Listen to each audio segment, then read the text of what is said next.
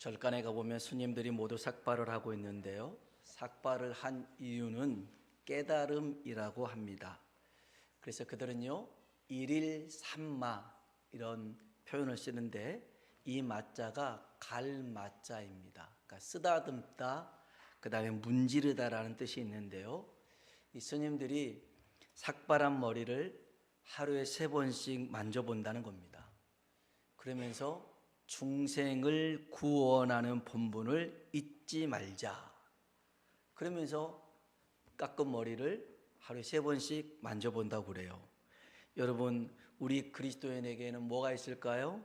십자가가 있는 줄로 믿습니다.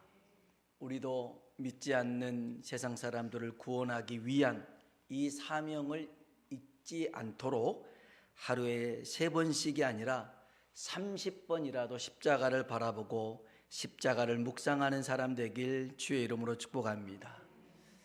오늘은 어버이 주일입니다마는 정말 이 땅에 하나님께서 우리에게 섬기라고 주신 분들이 몇 분 있습니다. 하나님 아버지를 섬겨야 되고요, 그 다음에 이따가도 얘기하겠습니다마는 부모님을 우리가 섬겨야 됩니다. 부모를 공경하는 데는 이유는 없습니다. 왜냐하면 어떤 부모를 공경하라라는 성경은 없습니다. 내 부모를 공경하라 이렇게 말씀하고 있거든요. 그래서 그것이 우리에게 주신 섬김의 2번째이기도 합니다. 오늘 성경에 보니까요, 정말 아름다운 이 고부지간, 시어머니와 며느리의 관계가 있는데 바로 나오미와 룻을 두고 한 얘기입니다. 이 두 사람의 관계 속에서 우리가 알 것이 있습니다. 구원에 이르는 길이 무엇인지, 구원받는 자의 삶이 무엇인가를 살펴보려고 합니다. 먼저는 구원에 이르는 길은 그렇습니다. 여러분, 구원은 하나님의 전적인 은혜로 주어지는 줄로 믿습니다. 에베소서 2장 5절에는 이런 말씀이 있습니다. 같이 읽어볼까요? 너희는 은혜로 구원을 받은 것이라. 아멘. 너희는 뭐로 구원을 받았다고요? 은혜로 구원을 받았다는 것입니다. 은혜가 무엇이냐면 값 없이 주신 선물입니다. 아무런 조건 없이 그냥 공짜로 준 선물입니다. 공짜니까 값어치 없는 것이 아닙니다. 싸구려가 아닙니다. 정말 귀하고 값진 것인데 아무 의도 없이 선물로 줍니다. 여러분, 누군가가 선물을 주는데 이게 비싼 선물을 주는 겁니다. 그러면 이게 왜 나한테 주지? 생각할 거 아니겠습니까? 고민할 거 아니겠습니까? 저희 처남 형님이 감리를 하고 있습니다.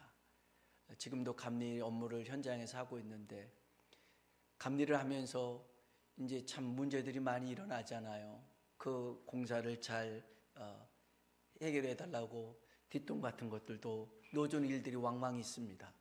그런데 저희 형님은 이제 한갑인가요? 아무튼 남의 나이는 잘 모르겠네요. 제 나이밖에.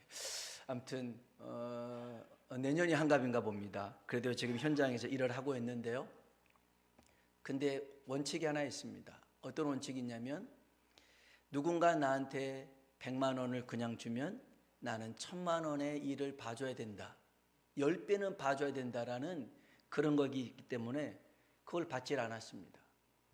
아마 그래서 지금도 현장에서 어려운 그런 것들을 해나가고 있는지 모르겠습니다만은, 누군가가 값진 선물을 준다라고 하는 것은 거기에 뭔가는 의도가 있습니다.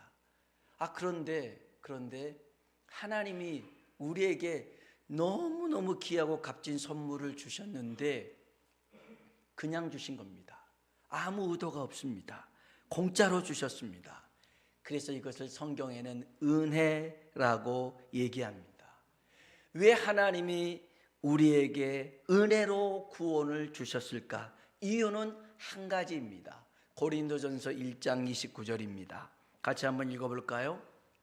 이는 아무 육체도 하나님 앞에서 자랑하지 못하게 하려 하심이라. 아멘. 이는 아무 육체도 하나님 앞에서 뭐 하지 못하게요? 자랑하지 못하게. 여러분, 만일 우리의 구원이 은혜가 아니라 율법에 맞춰져 있다면, 다시 말해서 믿음이 아닌 행함에 맞춰졌다면 우리는 낙심할 겁니다. 우리는 포기하고 말 것입니다. 예를 들어 바울이나 베드로처럼 귀신을 내쫓고 병자를 고친 사람에게만 구원이 주어진다, 아니면 저는 목사니까요, 여의도 순복음교회 같은 큰 교회, 사랑의 교회 같은 대형 교회 정도 목회를 하는 사람만이 구원을 받는다, 그러면 저는 굉장히 낙심하고 포기할 수밖에 없습니다. 가문이 좋고 학식이 많고 돈 많은 사람들에게만 구원이 주어진다, 화를 한 번도 내지 않고 욕을 한 번도 하지 않고 마음으로 누군가를 한 번도 미워해 본 적이 없는 사람에게만 구원이 주어진다. 여러분, 그렇다면 여기 구원받을 사람이 누가 있겠습니까?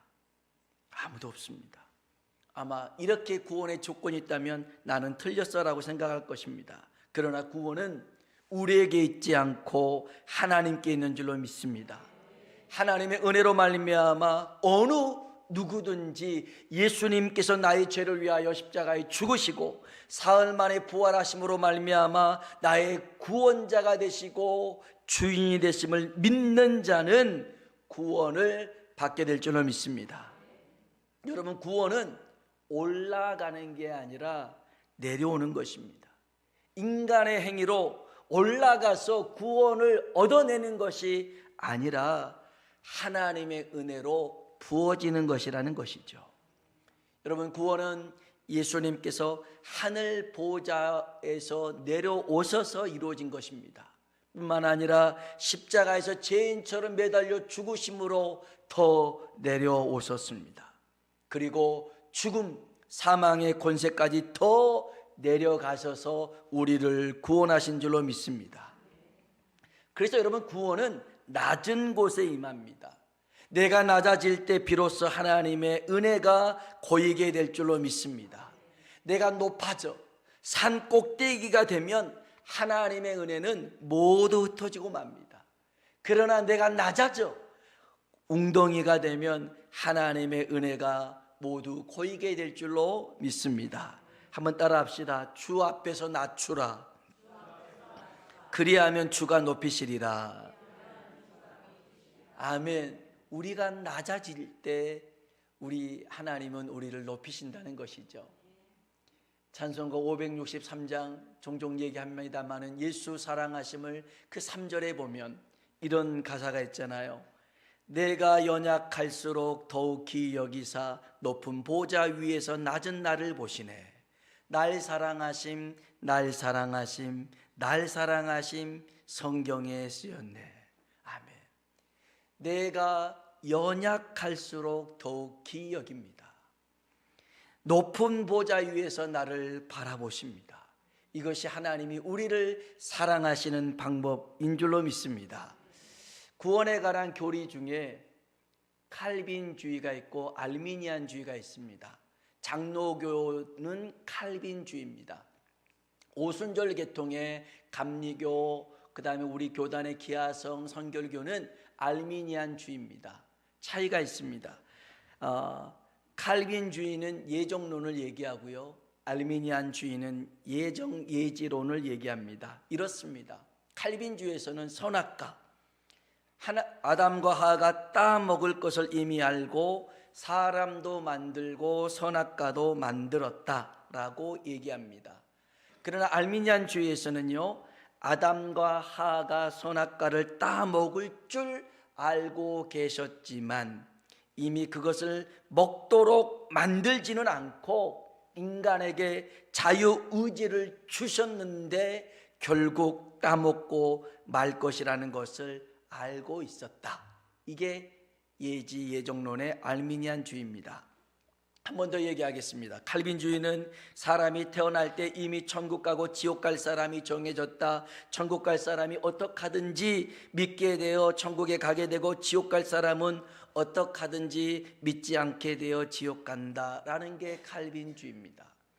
그러나 알미니안주의는요, 하나님께서 계획해 놓으신 구원의 예정 속에 믿음을 가지고 선택하여 구원의 계획에 들어가는 것이다, 이렇게 얘기합니다. 저는 지금 이렇게 교단의 교리를 가지고 어떤 게 더 옳은가를 얘기하려고 하는 게 아닙니다. 핵심은 이것입니다. 여러분, 구원은 전적인 하나님 은혜지만 우리가 그 구원의 은혜를 누리기 위해서는 선택과 결정을 해야 되더라는 것입니다. 포기할 줄 알아야 되더라는 것입니다. 이방인 모압 여자 룻이 있습니다.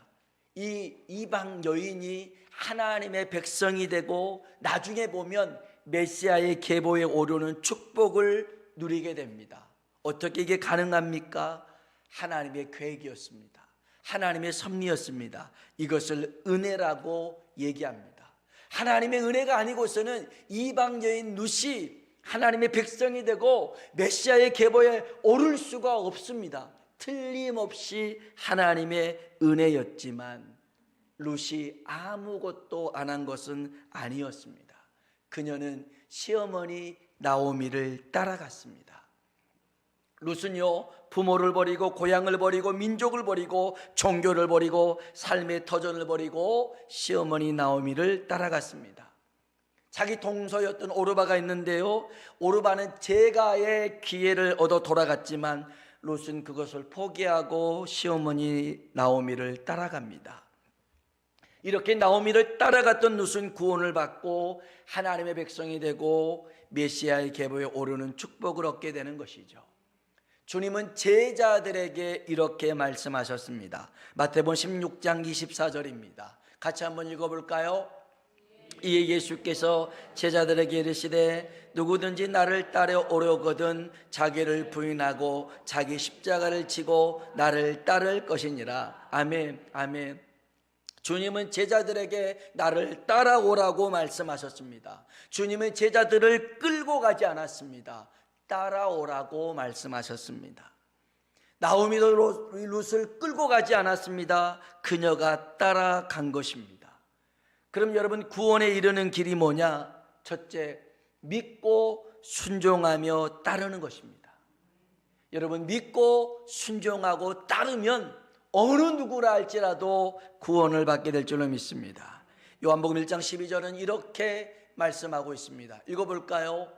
영접하는 자, 믿는 자들에게는 하나님의 자녀가 되는 권세를 주셨으니. 아멘. 영접하는 자가 어떤 사람입니까? 그 이름을 믿는 자들입니다. 그 이름, 예수의 이름을 믿는 자가 영접하는 겁니다. 그럴 때 하나님의 자녀가 되는 권세를 주신 줄로 믿습니다.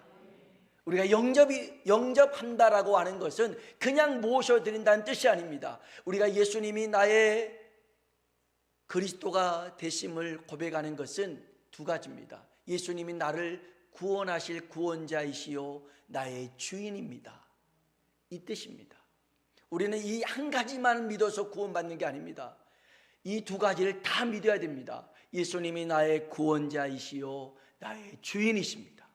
영접이라고 하는 것은 예수님을 나의 주인으로 모셔드리는 겁니다. 그러면 나는 이제 누구의 말을 듣고 따라야 되느냐? 예수님의 말씀을 믿고 따르는 것, 이런 자에게 구원이 주어질 줄로 믿습니다. 둘째로, 구원에 이르는 것은요, 이 세상의 것이 아닌 하나님의 것을 선택하는 것입니다.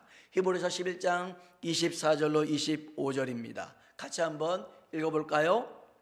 믿음으로 모세는 장성하여 바로의 공주의 아들이라 칭함받기를 거절하고 도리어 하나님의 백성과 함께 고난받기를 잠시 죄악의 낙을 누리는 것보다 더 좋아하고. 아멘. 여기 한번 봅시다. 24절 보니까요, 믿음으로 모세는 뭐 했습니까? 장성했어요.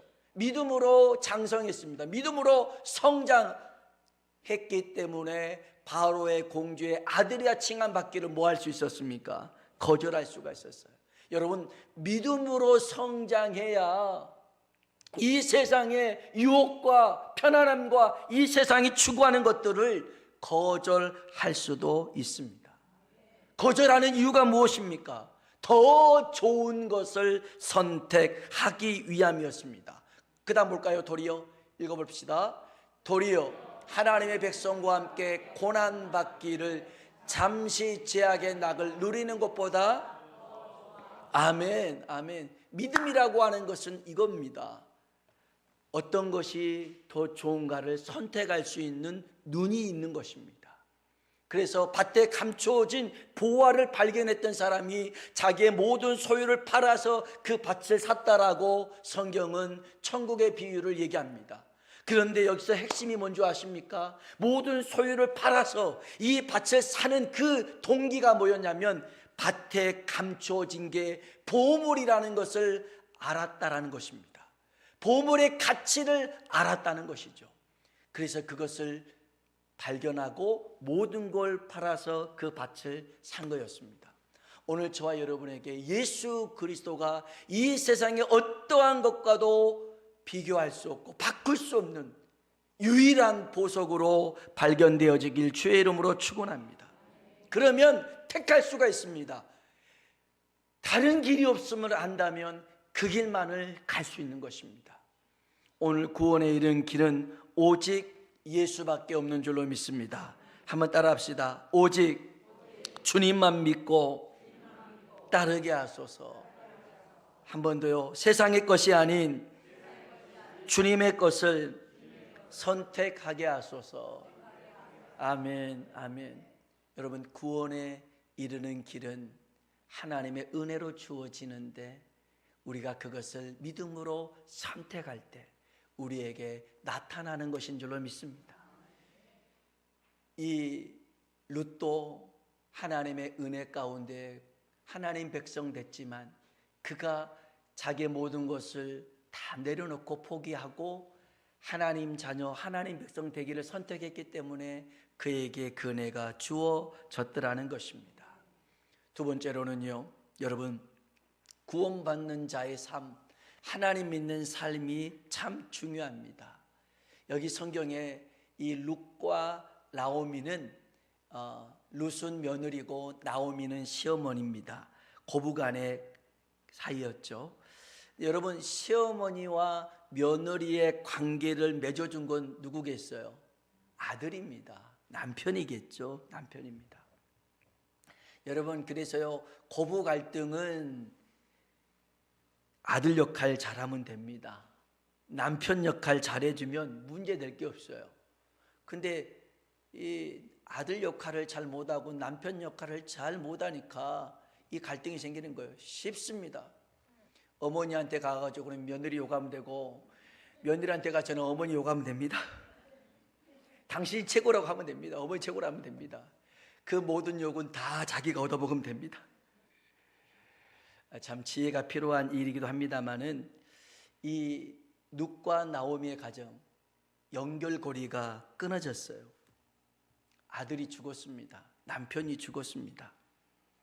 이제 두 사람은 남과 같이 된 처지였습니다.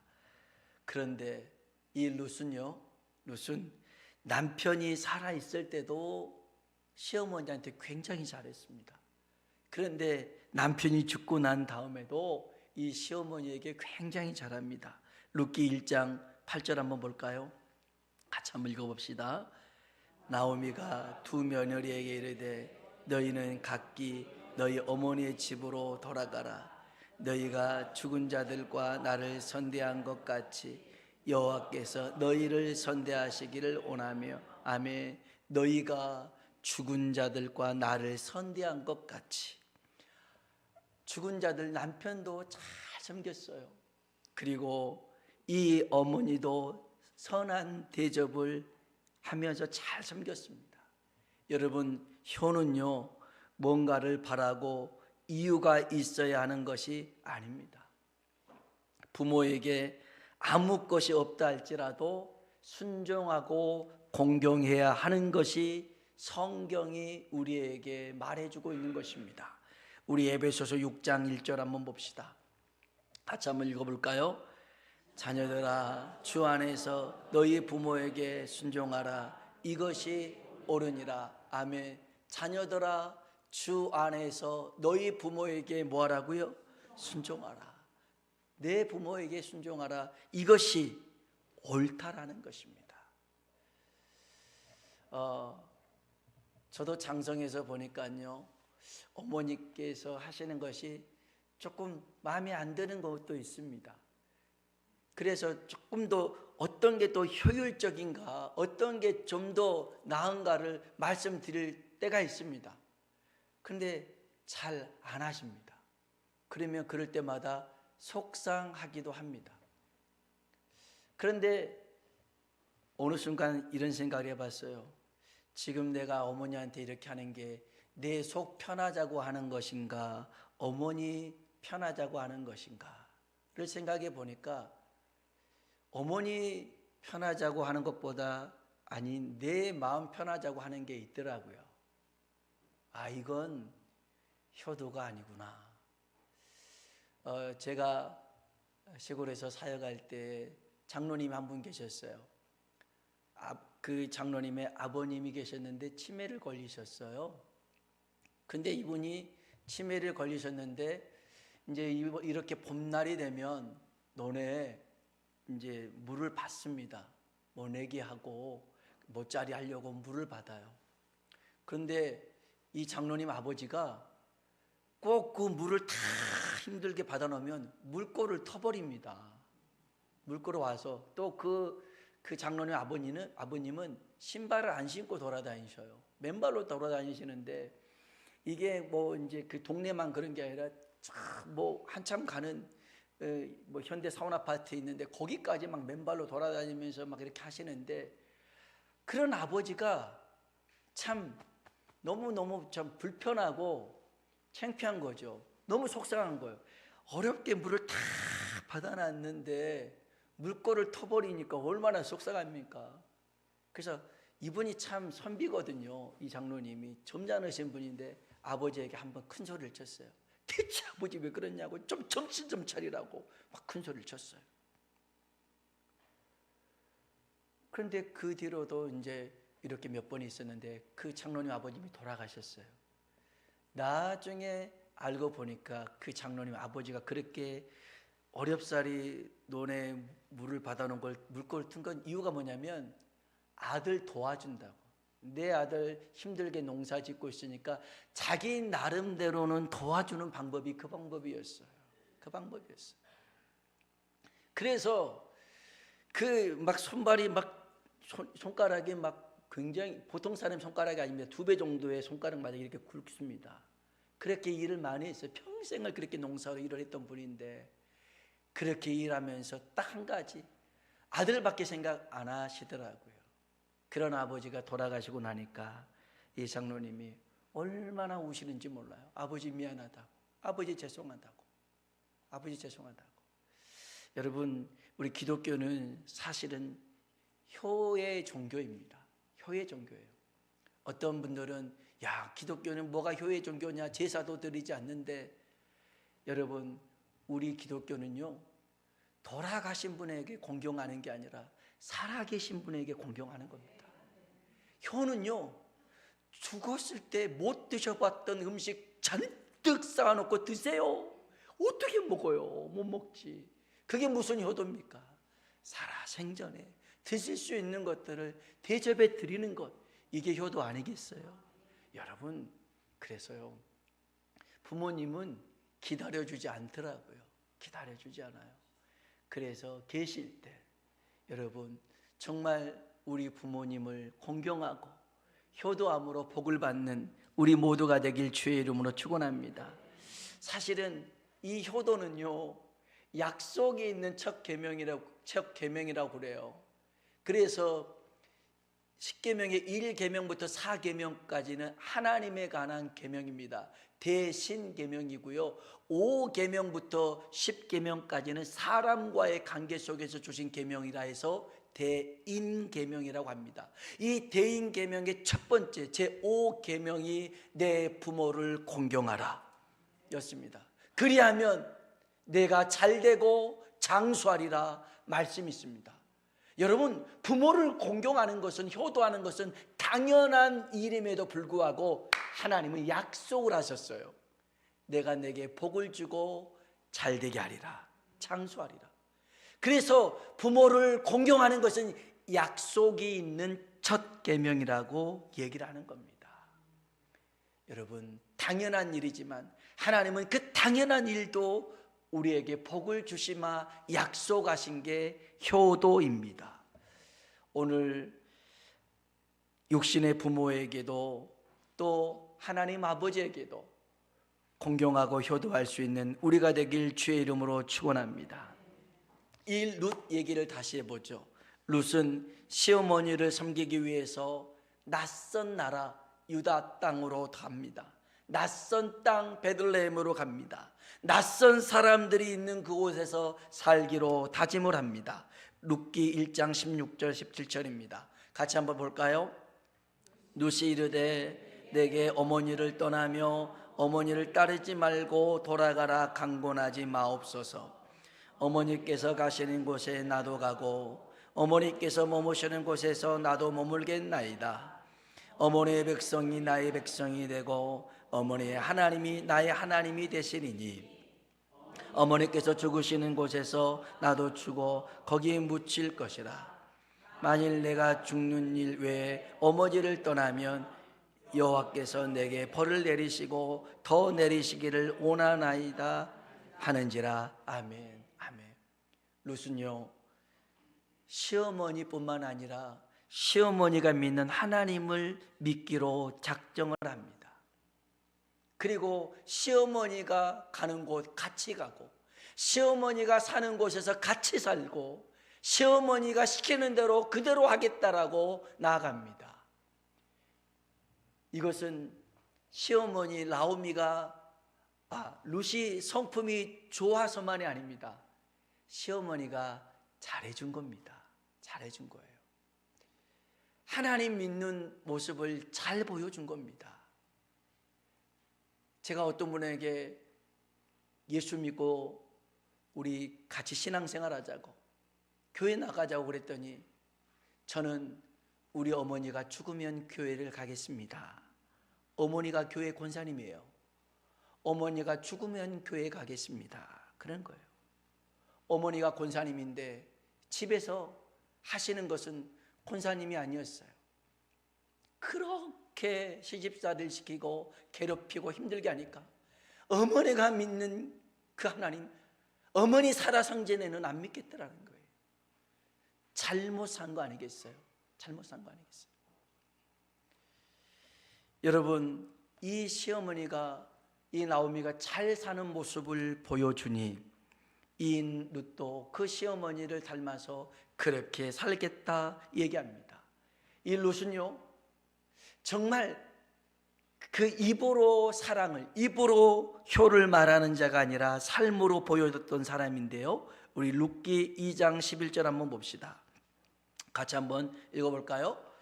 보아스가 그에게 대답하여 이르되 내 남편이 죽은 후로 내가 시어머니에게 행한 모든 것과 내 부모와 고국을 떠나 전에 알지 못하던 백성에게로 온 일이 내게 분명히 알려졌으니 아멘. 보아스라는 사람이 이 룻과 만났을 때 그런 얘기를 하는 겁니다. 네가 내 남편 죽은 후로 네 시어머니에게 했던 그런 일들을 우리가 다 알고 있다. 정말 사랑으로 잘 섬겼던 일들 우리가 들었다라고 보아스가 얘기하는 것입니다. 나중에 이 룻이 보아스를 통해서 아들을 낳습니다. 이 아들을 낳았을 때 사람들이 뭐라고 말해주냐면 룻기 4장 15절입니다. 읽어볼까요? 이는 내 생명의 회복자요 내 노년의 봉양자라. 곧 너를 사랑하며 낳은 자로다 하니라. 아멘. 룻을 두고 이렇게 얘기합니다. 너를 사랑하며 7 아들보다 귀한 내 며느리가 낳은 자다. 7 아들보다 더 귀한 며느리라고 사람들이 룻을 칭찬해 줍니다. 칭찬해 줘요.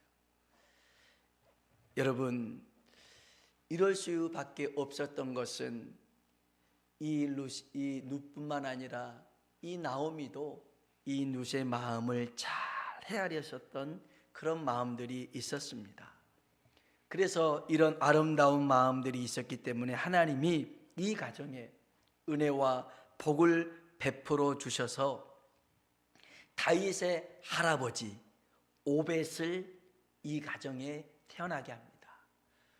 그래서 룻이 오벳을 낳고 오벳이 이새를 낳고 이새가 다윗을 낳고 다윗을 통해서 예수 그리스도가 이 땅에 태어나게 되신 줄로 믿습니다. 이렇게 하나님 은혜 가운데 이러한 복된 가문을 만들게 됩니다. 여러분, 하나님께서는 우리에게 부모를 선택할 권리를 주지 않았습니다. 다만 그 부모가 어떤 사람이든 상관없이 공경하라는 의무를 우리에게 주셨죠. 혹여 여기서 어릴 적 부모에게 상처를 받았던 분들이 있다면, 그 아픔 속에 있는 이가 있다면 이 시간 주님의 은혜로 치유받길 주의 이름으로 축원합니다. 그리고 그 부모를 용서하고 사랑하고 섬길 수 있는 하나님의 사람이 되길 주님의 이름으로 축원합니다. 이것이 바로 구원받은 자의 삶이라는 것입니다. 여러분, 나오미의 신앙은 룻이 본받고 싶은 신앙이었습니다. 오늘 나의 신앙이, 내 자녀들이 본받고 싶은 신앙, 내 며느리와 내 손자들이 본받고 싶은 신앙, 그런 믿음이 되길 주님의 이름으로 축원합니다. 기도하겠습니다.